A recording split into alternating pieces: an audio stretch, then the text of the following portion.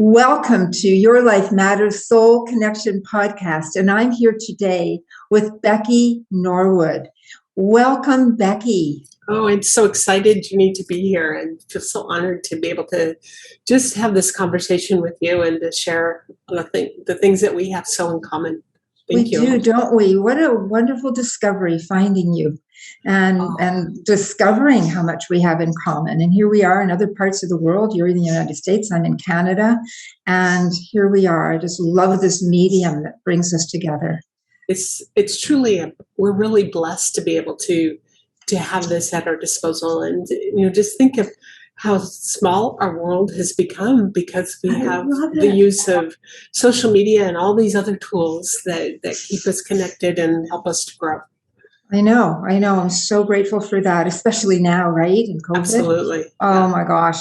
So I'm just going to say a little bit about you, what you've sent to me, and I'm going to read it so that I don't miss anything. And of course, and then we're just going to have a conversation. Okay. All righty. Thank you. All right. So Becky Norwood is a #1 international best-selling author, speaker, book publishing expert. And Becky Norwood is the CEO of Spotlight Publishing.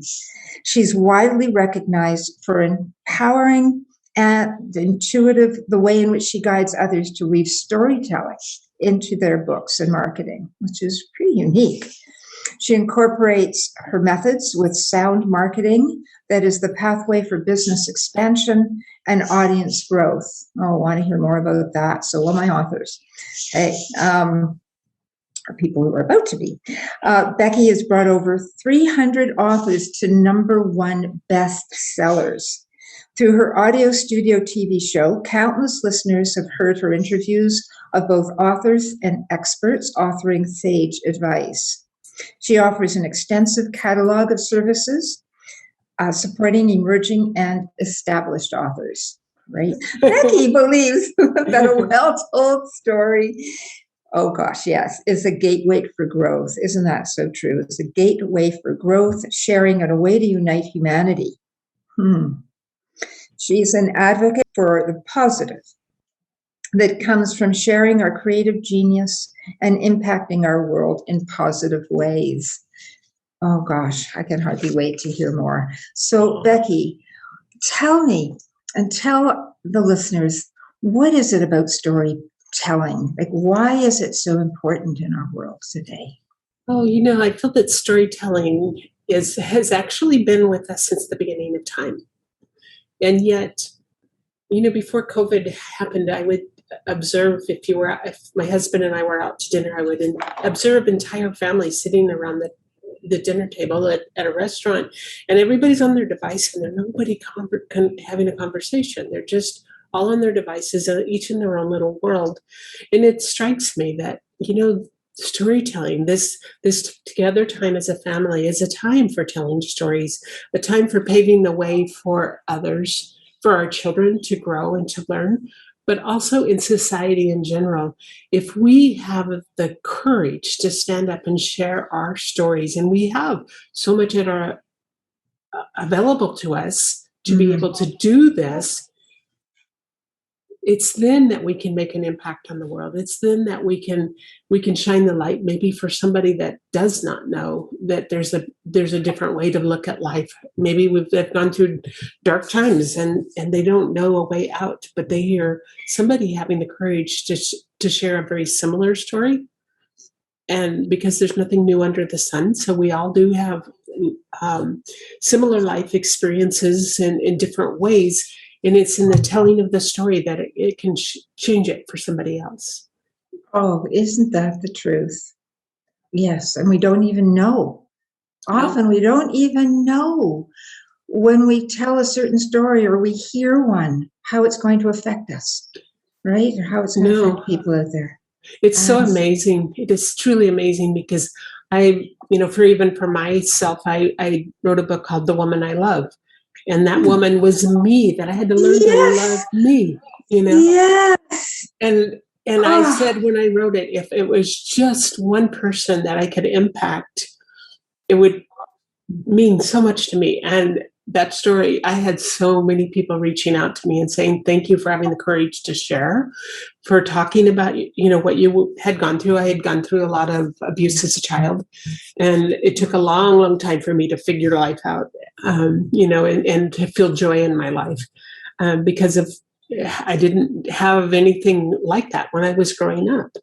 And so and I revel in the times that I have a conversation with somebody and they maybe do a certain work in the world, and you wonder, how do they know how to do this? And then they tell their story on how. Like one lady wrote a book called Breaking to Be Me, and her name is Jenny Harkle. When she tells the story of what that meant, and she actually took a jump and fell and broke her back. She was challenged and it broke her back, but then she lived in incredible pain, so much pain that she was just constantly on medication to alleviate the pain, and it still was bad. And then she came across somebody that taught it something about your mind and the way you're thinking and everything. And now she teaches people in amazing ways. And I just love that. But when you hear the story, it just changes even your perception of the individual. 100%. 100%. I think that's what the beauty of storytelling is all about. It's us and them until you hear their story, right? And then it's like, wow, it's that connecting fiber. It totally is. So, with respect to that, I just want to go back, if you don't mind, for a second, in terms of how did you move from that childhood that had abuse in it and that you didn't know how to love yourself to writing a book about falling in love with me? What was the name of your book again, please? The Woman I Love. The Woman I Love. I mean, whoa. How did you get from someone who was disempowered as a child to recognizing that you are the woman you love, that you love yourself? It's been quite a journey. And it's not always been an easy one, because even when you think you've got about whipped, there's trigger points. But I always had that inner thing, even when I was growing up, that said, there's got to be something more. There's something different. My heart kept yearning for that. And early adulthood, I attracted the same kind of person. As far as my first marriage was the same kind of person as my father was, very, very abusive. And that lasted about 3 years. And then I was a single mom to two daughters by then. And I absolutely refused to get remarried until they were grown. And I wanted to, because I was so fearful of attracting the same thing again. But during those years, there was quite a journey of discovering myself and learning the power of thought and learning that there's more to life than that. And it answered that yearning inside that was kind of always seeking, there's got to be a better way.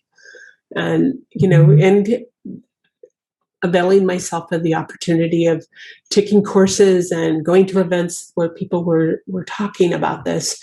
But it was a gradual thing. It would take moment by moment that we each grow and we continue to learn. It's never that we're always over it, or that that it doesn't kind of slap you upside the head again, but it's what we do with it and how we approach it and how we could stay depressed, we could stay feeling less than and having no self-esteem, or we can choose to say, you know what, that's not how I'm going to react, and that's not how I'm going to be. I'm going to grow from this.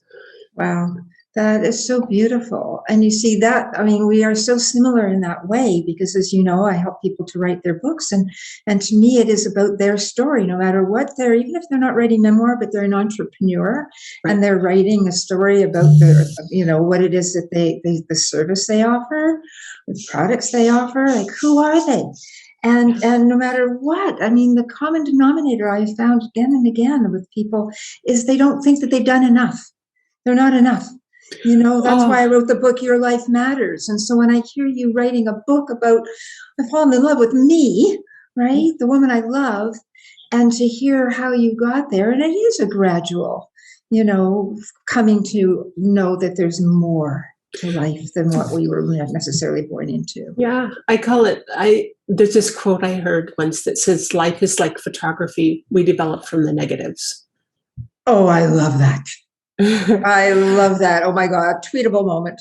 it is. It is. Oh, And I just feel that, I don't think there's one individual on the face of the earth that can get through life without something that just slaps them upside the head.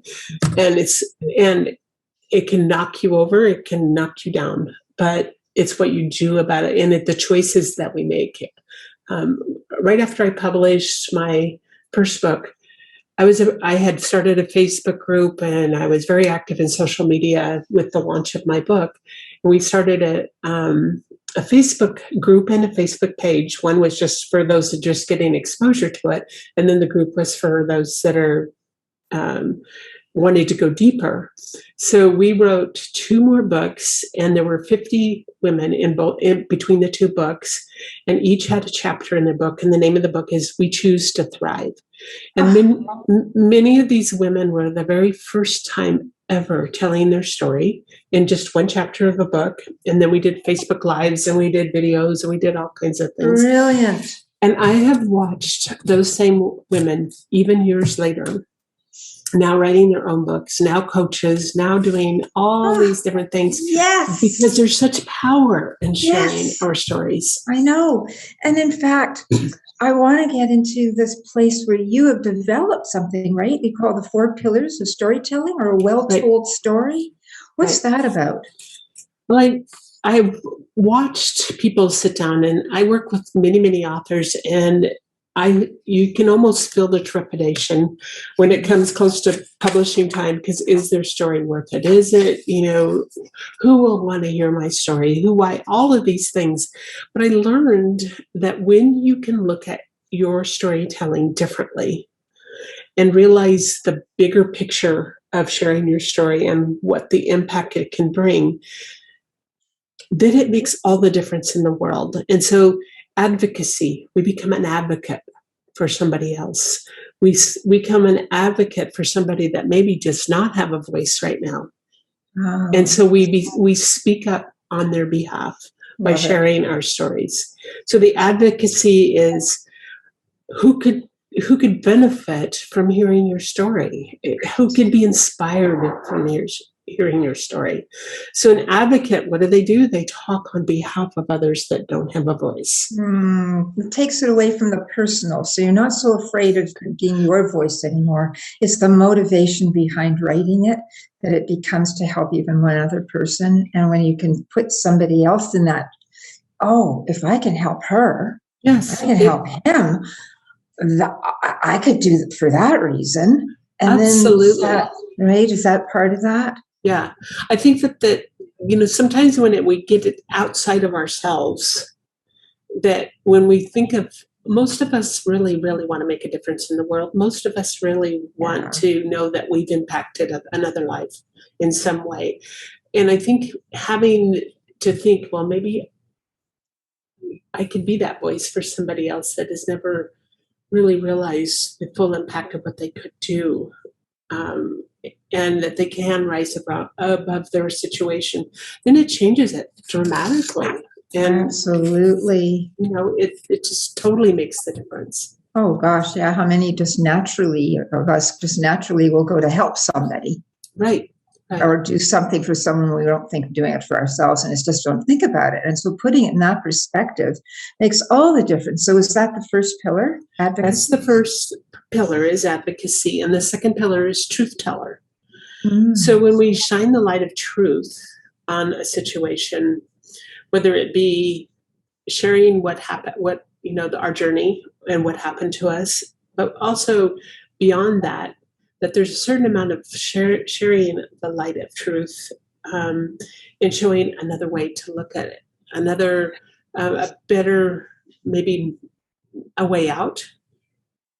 Well, give us an example. If you've been abused, and whether it's domestic violence or maybe you grew up in a family with abuse, sometimes you think that that's the only way, even though those callings inside of you says differently. Some women have never had the courage to leave an abusive situation. But if they happen upon your book and that you talk about the things that are available to you, for instance, there's a woman that's publishing a book that this next week. Her name of her book is Revealing the Missing Piece, Peace. And she had come up, oh man, terrible abuse from her father, much like my situation and many others. And the journey that she went on, but she talks about, standing up and speaking your truth and learning a different way, and to put those puzzle pieces together to what is actually missing in your life right now, so that you can take hold and love yourself enough to remove yourself, to heal and to remove yourself from that situation if you're so. Exactly. Wow, that's beautiful. So the light of truth is, being the truth teller is incredibly amusing. It's I think it's essential. And I think it's the hardest thing for so many people. The hardest one is kind of what'll happen to me if I tell that story. Oh, right? I was petrified to write mine. Right. Me too. I'm still, I'm starting to write the stories I had never dared to tell. And which I'm looking to Spotlight Publishing to put that out in the world at some point. Awesome. Yeah, thank you. We've talked about that. So I'm not putting you on the spot right now, but the point is that it's taken me all my life to open my mouth and actually speak the truth about certain things where, when you've been sworn to secrecy, or that, that thing about loyalty to a family, even if it hasn't been covert, it's this unspoken law. You don't go outside of the family and what they did, or do. So it takes so much courage to do that. So I love that. It does. Very much courage. Yeah. So what's the third pillar? Unifier. So you unite people for a cause, just like that group that I said that I had for the woman I love. Yes. And those women, many of them formed friendships during that time, and they united for a common cause. There are some of them that have big movements where they're uniting others to show them there's a different way. So then you're a unifier. And we can all do that. We have the tool sets to do that just with social media. True. And it can grow and expand. How many times have we seen it? Like, I published a book for Marsh Engel, and it's called The Amazing Woman. Amazing Woman. She has a whole series of books. For this last one is Amazing Woman, It's Your Time to Emerge. And she has a huge group of people. And before COVID, she would have hundreds and hundreds that would attend her events. But that's uniting for the cause. Right. That's it. We have this available to us now. Absolutely. We just need to stand into our truth and our courage, our power, and claim what we know and who we are, and be willing to stand tall in it. I love that you've got a system. Wow. So what's the fourth pillar? It's the way shower. We show, we can show people that there is a way out, and we can also show them how they can use their sacred gifts that those tough lessons have brought them. Because each of us, if the dark times often show us the course in life that we need to take, maybe that's where we excel and shine now. But sometimes we don't see it when we're lost in the darkness.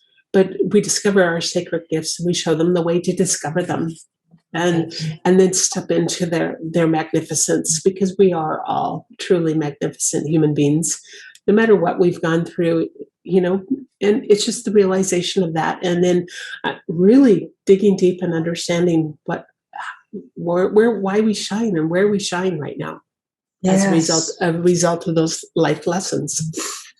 So true. And it's turning our mind in a different direction sometimes. It's like shining the spotlight on us, right? Yes, right. Absolutely. It's usually, oh wow, that person's so amazing, and that one, and they are, right? But to actually turn it inside and say, wow, look how far I've come. Look what I was able to do in spite of this, that, or the other, and start to take stock of that. It's interesting because so many times I'm in, especially big events where there's lots of women, and the overall overriding thing is a feeling of lack of self-worth. And why would anybody want to hear my story? And I'm sure it's the same with men too, but I've heard it so much because I'm in a lot of women's groups, and it just amazes me. It totally amazes me because who are you not to share your story? Right. You know? Were we not? And yeah, and Marianne Williamson says it so beautifully in her poem yes, about, it's not the darkness, it's our light that scares us. Yes, our light does scare us. Yes. Yeah. And Why do you think that is? Because I think part of humanity is that feeling that who are we? That it's something that just goes really deep, and it's probably part of our culture. Probably a lot of the way not just how we were raised, how were our parents raised. Our world is constantly evolving, and I'm hoping that the more of us that stand up and share our stories, and the more of us that take lead and make an impactful influencers, I'm hoping our children, our grandchildren, start to realize their self-worth way earlier than most of us did. I think that's coming. I feel like it is. I'm seeing a lot of change. I do too. And what I love about the way in which the culture is evolving is that it's not coming from, and look at me, look what I accomplished. No, it's coming from a sense of true, deep inner self-worth that we are so excited to see in each other as well. Yes. It's right. It's not like any more competition. Well, if I can do this, look up to none of that. It's about embracing all of our abilities to step up, to see our own uniqueness and be able to acknowledge it. And then we're the first to say, yes. Right. And it's not about blowing our horn or anything like that. It's just that deep. You know what I see it like? There was a teaching, and I can't remember the guy's name, that taught about the vibrational frequencies of human beings. Okay. The name's not.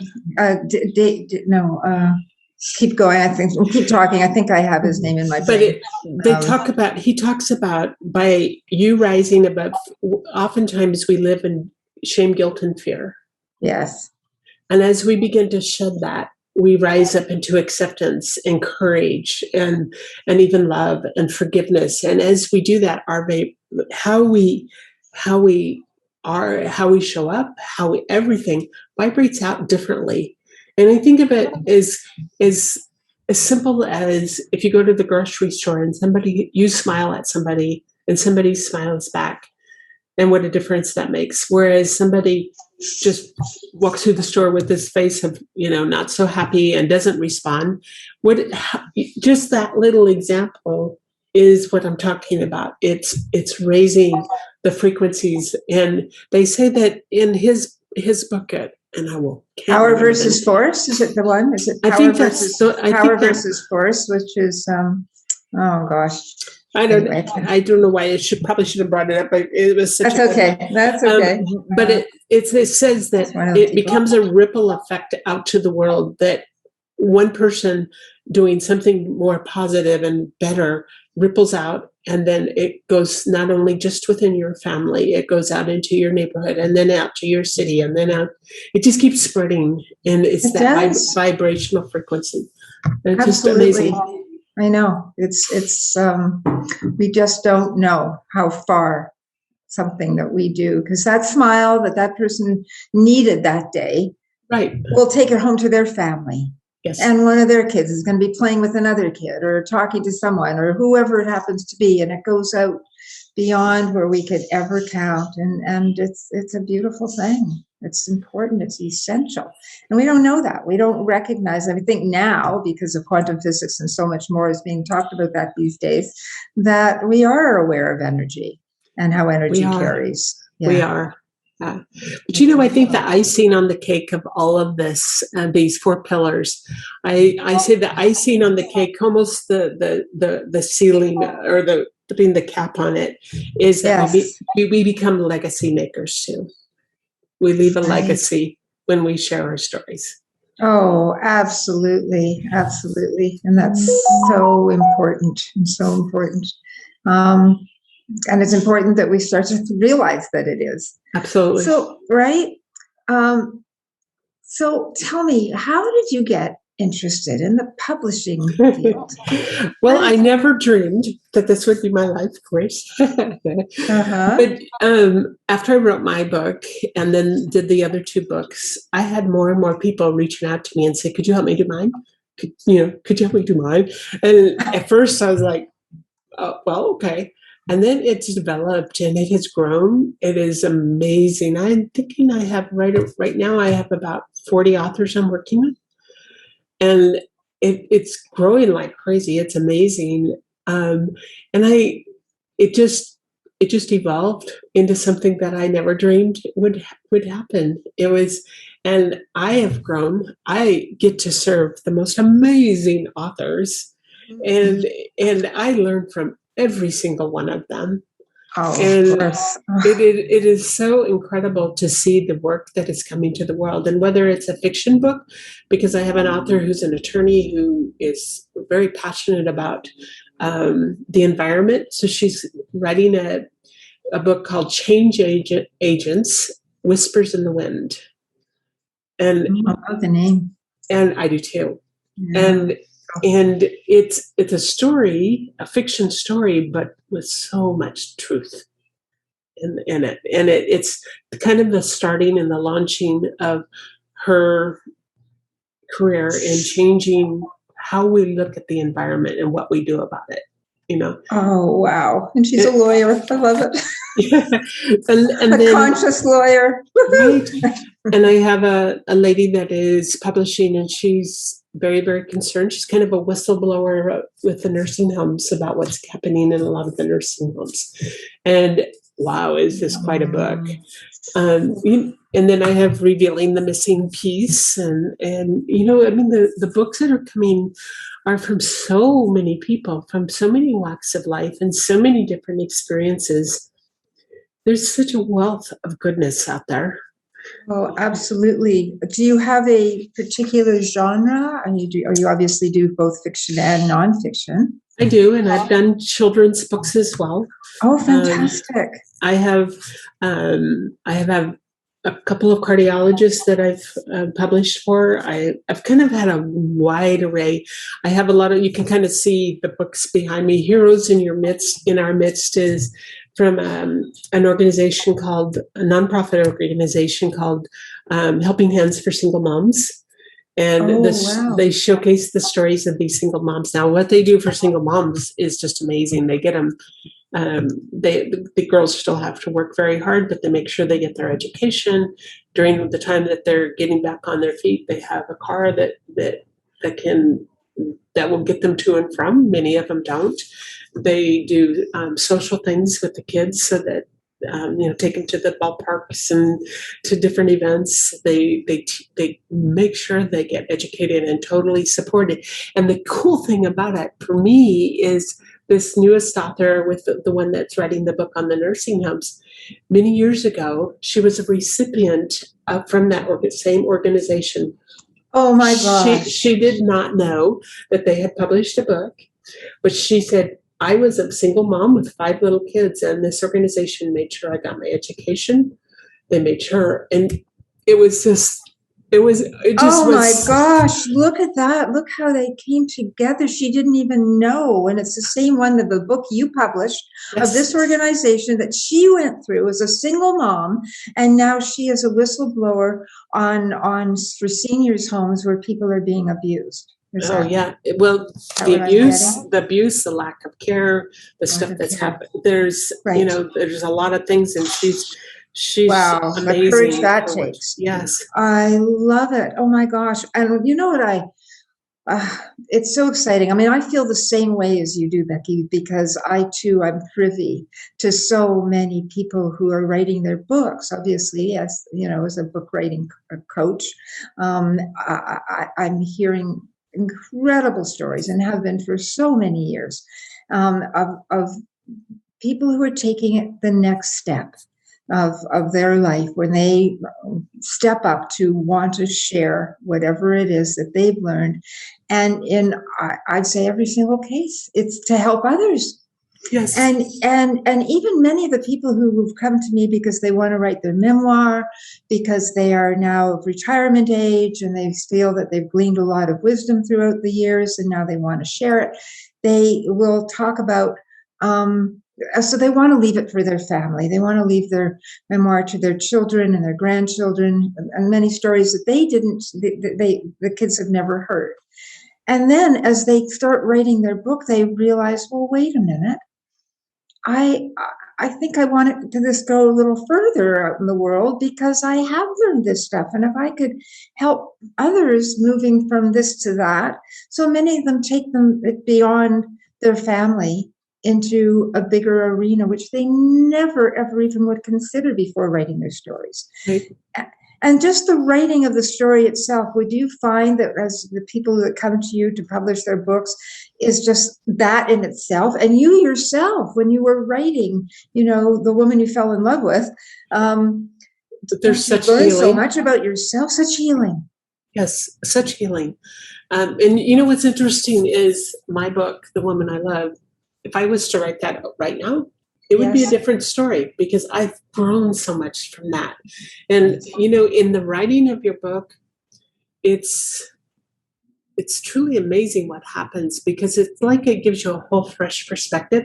When you have to put pen to paper or start tapping those keys, it really, really makes you go deep and it gives a whole, when you need to put words on paper that convey what your heart is and what it is. Sometimes you discover things you never understood. I know. And it's it just brilliant. It's clears magic. it. But in the publishing of that book and others getting a hold of them and reading it, it's like it releases the pain of whatever that you had. It's like it's just gone. It releases it. It's out to the universe and released.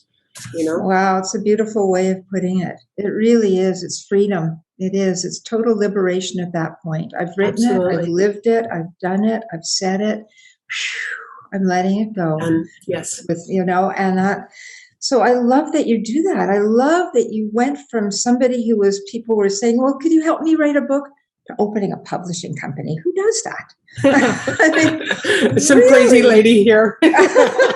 And would you change it for a second? No, of course not. It's opened the doors for me in so many ways, so many beautiful ways. And I have a book coming up from, it's actually a compilation. There's 35 authors in there right now. Wisdom of the Silver Sisters. And another one, the Silver Sisters. Yeah, Wisdom of the Silver Sisters. Oh, and the other one is being extraordinary, or become extraordinary being movement. And it's so beautiful. And I think I was going to introduce you to them, the Wisdom of the Silver Sisters, because they were that's them. That's why I was thinking, now who are they? Yeah, I need to introduce you. I forgot to do that. So okay, well now it's on air. Yes. I'll be delighted to meet them and learn who they are. Wow. So how do people, they approach you because they heard of your company of Spotlight Publishing, and what sets you apart? Like, what can these about to become authors, and I think in some cases authors already but are coming to you to publish their books. What can they expect? What sets you apart from maybe other publishing companies? We take a really close look at the book and we talk about what can we do to set this book apart. So I ask them, what's your why? That's the first big thing. And who is this book for? So we make sure that it's geared to reaching exactly that one person that the book is for. Then we look at each chapter. For most of my authors, they do a short video and we put a QR code in the book. So they kind of give a wrap up on the chapter and extra little tidbits. And basically the book now becomes interactive. They get to really capture the essence of who you are. Wow. And then, do you have a course? Do you have something that you can add to, like they could get a free download of 10 tips, stepping into your brightness, or whatever they're teaching. Right. So we look at all of those. I always tell them marketing your book starts the moment you put pen to paper or start tapping those keys. You need to start talking about it in social media, and you need to, really, really convey that to others. Start talking about it. Get the conversation going. I teach them how to build their launch team, their book launch team. These are people that know, love them, trust them, that will support them in a book launch and share with others that they know. Wow. We talk about how to use social media properly to get to, because there's so many books being published right now, and I know all the tools, I know all the techniques to help that book become a bestseller. But if they don't continue talking about it, if they don't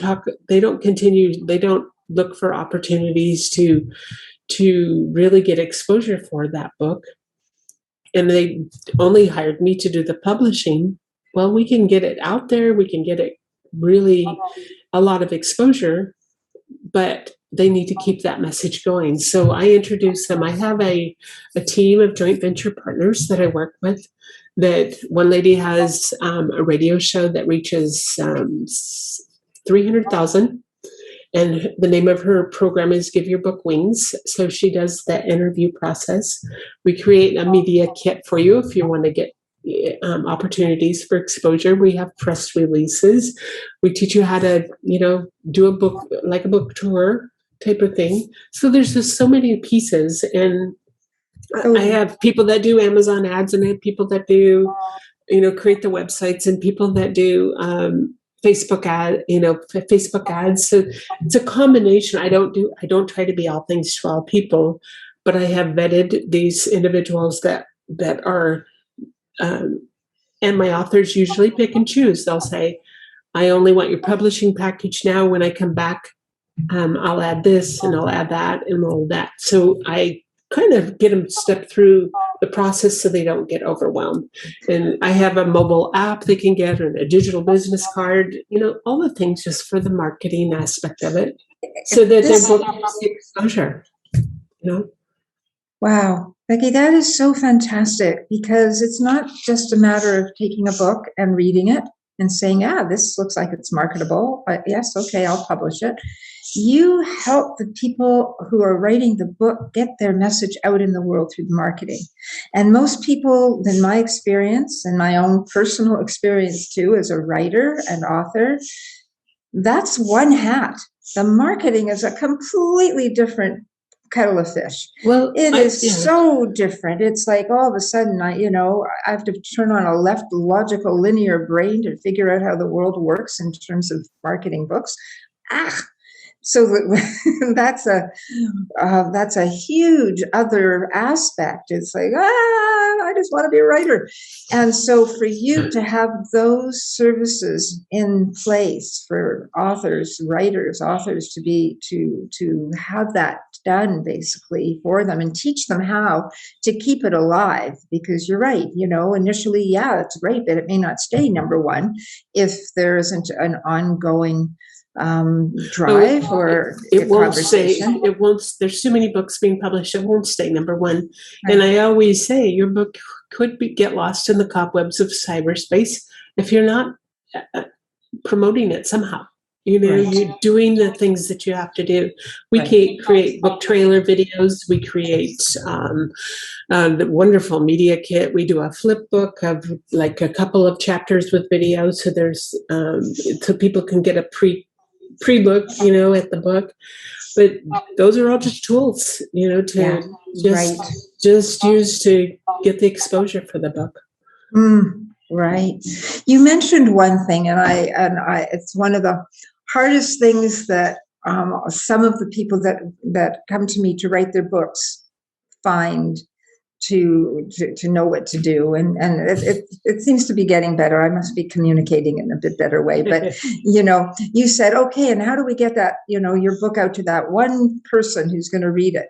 What does that mean? I mean, I tell my book writing clients, imagine there's one person. No, but the whole world needs to read your book. But not the whole world isn't going to. No. So tell us what that means. So that one person, I have them clearly define, are they male or female? What's their job? What is their profession? How many kids do they have? What are their hobbies? Where do they like to go on vacation? Just dive deep. What are their pet peeves? What are they really, what's that dark secret or that dark pain that they have? Just write it completely out. Right. And when you write to the one, you end up writing to the many, but the whole world is not meant for your book. No. It's meant for a certain type of person. And if you do it that way, then you're very clearly writing to the one. It makes it so much easier, because otherwise you're all over the place and trying to really define your message. What you want to really say. And I also teach them how to do research on Amazon. Amazon's such a good major search engine. So I have them go and look at other books in that same type of genre. What did they write about? What are the reviews talking about? Especially not the 5-star reviews, the 2, 3, and 4-star reviews.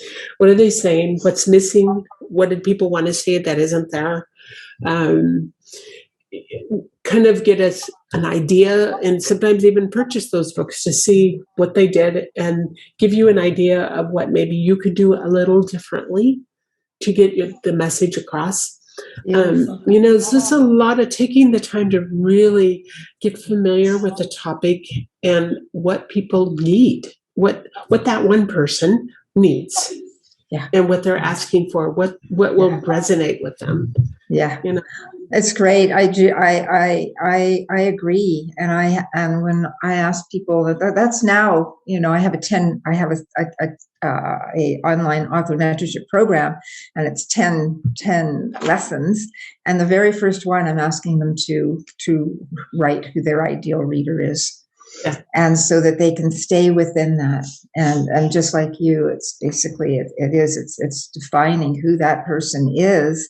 And then even if you're writing, so when you're writing, you're knowing who you're writing to, and when if you go off here, there, and over, well, maybe it's beautifully written, but does it really address that particular situation? Right.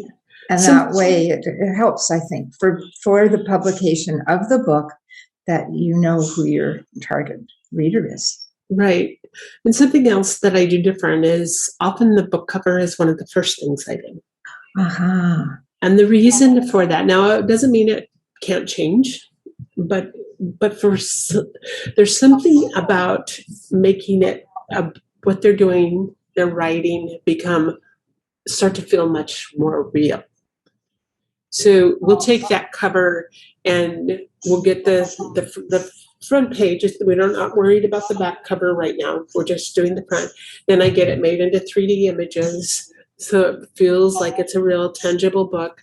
And then we make different marketing images so they can start sharing it. And sometimes we do a contest for a cover. If they can't come up with something, we'll have several different designs created, and they take it to social media and say, which would you like the best? I find sometimes that works really well. Other times that for some people that becomes more confusing because they can't do makeup fine. Right. Oh gosh. But the cover for some reason just actually makes it feel so much more tangible. Oh gosh. I know that. I know that.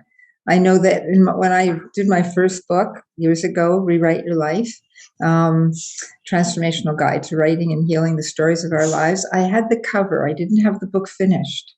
but I had the cover. And this is one other thing that I did, which I love. It's such a fun story.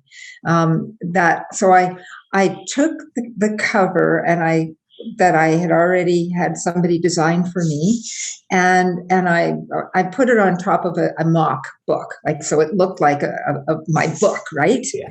And then I took at the time, my hero was Julia Cameron, and her book, The Artist's Way.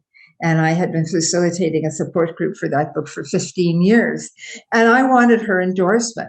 So I took what was my book that wasn't even a book yet. It just had the cover and some stuff, and The Artist's Way, and I had them side by side on the coffee table. And imagining that I had, and I wrote this little endorsement in my mind that Julia Cameron had on my book, right? Put them side by side. And one day when I was ready, my book was ready to go out into the world, or I felt that it was getting closer anyway, I wrote to her publisher, and the next thing I knew, I had her endorsement. You manifested it, didn't you? I did. Yeah. Yes, how beautiful. Yeah, it was beyond brilliantly. I mean, did you feel the earthquake? I mean, I got that thing. And I got it on my 60th birthday, and I was like, what? And initially her publisher said, she doesn't do those anymore. And the next thing, she wants to see my manuscript. And I went, really? It's not even finished. Before I knew it, I was just photocopying 1 million pages off to New York City to the publishing company. And next thing, I got this endorsement. So one never knows, right? No, we never do. But when I had the cover, that's what made it real for me. It's exactly what you said, which sparked that memory. And so it's a little, who knows, right? What who knows? When we who focus. knows? Yeah. Well, I love what you're doing. I love who you are. I love what you are. Because story is so important. And the more we tell our stories from our hearts, our truth, we just give permission for other people to do the same. Absolutely. Yeah. So do you have any other things that you just want to finish up with right now, Becky, that you want to just share with our audience? Well, I think that when we understand the power of story, and there's a quote that I always use, and I'm going to read it because I always want to make sure I get it just right. Okay. Storytelling is a gateway for growth. It's the path for sharing. It brings us closer to one another. And it's the threads of our stories that will weave together and empower the world. Isn't that true? And so, that's the heart and the essence of what this whole conversation is about. It totally is. Totally is. Wow. Thank you for sharing that, because I'm hoping that people who are watching this will recognize that if they don't already, know that they have a story in them that's worthy of being told. And they do. And whether it becomes a book or not, it's a story that needs to be told, even to a best friend. Best friend, to a child, to somebody to leave your legacy in some way. Yeah. Absolutely. Share your stories. I always feel, as a psychotherapist, as well as what I do, make sure you feel safe. And not everybody is the person that you're going to be telling your story to, but find those people that you are. And the more you tell them, the stronger you start to feel, the taller you start to feel, and the more you recognize. And when you put pen to paper, like you said, we learn so much about ourselves. We do. And then and it starts to just empower us more and more, and we start to stand taller and grow, and it's like it doesn't become the biggest deal. We start to tell our stories in our little safe places like that anymore. Right? The next thing, we got a book out there. So there you go. Well, I always say that if you can stand on your story instead of in your story, is when the biggest transformation comes. And standing on the story is having the courage to take that out to the world and share it, even if the world is one other person. Right. Love it. Because Absolutely. Sometimes we get so immersed in the story and the pain of a story, that we don't shine, we don't grow. But if we can continue to look for opportunities to grow and stand tall as a result, this is what we're here for. I absolutely, and I love that you have those 4 pillars, right? That of a well-told story. Where can people find that? I actually have a link, and I don't know if I sent it to you, but you can find it. It can be on my website. Send it to me, I'll and send it'll it be over. up on. It'll be up on this when we'll have your website and everything. But yeah, so that people can see that, because that is such a beautiful roadmap. It's a tool of what we can do, just what you're saying right now, when we can get beyond the fear and do it. The very first one, advocacy, Yes. right? And we do it because we want to be the advocate for someone else, get their voice out. It transforms our viewpoint of the role that we're playing in our world. Yeah. It's time to stand up and be bold and be big and be beautiful. And Always, I love this. Always, yes. Yeah. And Junie, thank you for this beautiful conversation. It's and thank delightful you. way to spend a Saturday. Yeah, it really is. And here in Canada, it's a long weekend. It's Queen Victoria's birthday, although I think she'd be 5,000 years old now. But so we're still celebrating. Okay, maybe not quite. Sorry. But maybe. Yeah, but I love it. We get a long weekend. And I thank you so much. And thank you. Okay, Beautiful. Becky. Thank you. All right. Have a beautiful rest of the weekend. You Okay. too. Thank you. Bye for Bye-bye. now. Bye.